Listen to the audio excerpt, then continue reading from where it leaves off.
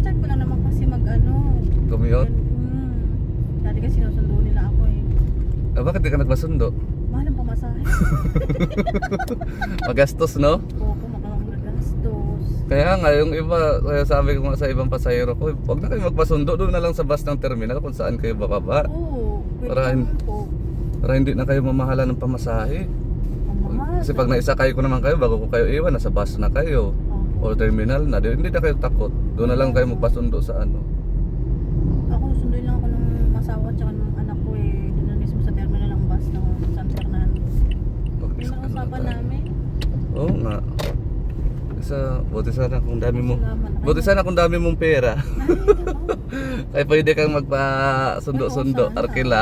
dati, nag-arkila ako. May pera ako noon. Ngayon, biglaan kasi yung uwi kuya. Bigla lang to uwi mo? Kasi namatay nanay ko 2 months before. Oo. Exit ka na? Hindi. Balik ko na. Bakasyon ka lang? Kasi pera sa Pinas. Okay sana kung may pera ko tapos pang negosyo, okay lang. Ewan ko lang din kasi hindi ko sure kung ano. Kasi yung mga anak ko, ayaw na akong payagang bumalik. Oo? Ayaw na daw. Pagdibali na daw na kaya naman ikaw maghanap buhay ni Papa eh. Maganda pa nga yung dati natin na magkasama tayong lahat. Pag malayo kasi may away, ang hirap ayusin. Diyos ko po, sinabi ko pa. Doon ka sa- Selos, duda, Siyempre, lahat. hindi maiwasan talaga yun. Hindi.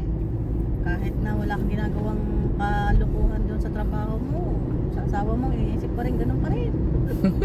Ang hirap, kahit yung sarili mo na hindi gumawa ng masama ba, Oo. mag-iisipan ka pa rin. Unang-una kasi magkaiba ang oras, yun, no? Yung Opo, isa pa yun. Ano po eh. 5 hours ang pag-iingat diferensya, eh. oh. Araw sa kanila dito, gablaw sa amin gabi na rin, minsan hapon. Pag tumawag sila, siyempre, Pag tumawag sila, tulog na ka. nun. Oo. Minsan, pag ikaw naman tumawag, maling araw na dito, Oo. katapos ng trabaho mo, wala na. sinabi niyo po, ang hirap po kuya. Hirap mag-adjust ng oras. Kaya maraming nasisirang pamilya, mga OFW, dahil siyempre, Dahil sa ganyan, sitwasyon. Pero di naman, pag mag-road, Doon na magloko. Doon din pala magluloko sa pinagtatrabahuhan eh.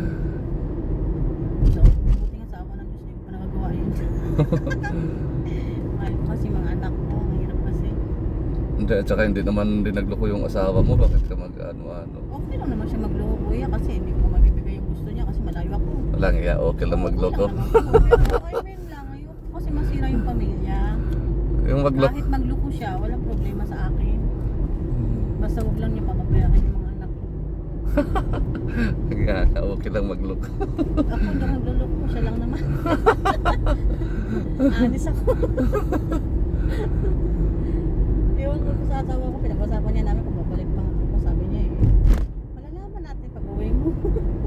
Hindi, mahirap naman. Kung tapos na mga anak mo, siguro okay lang. Ako po, grade 10 pa lang po yung panganay ko eh. Oo. Yung pangalawa ko grade 9 pa lang. Yung bunso ko grade 4 pa lang. Kailangan talaga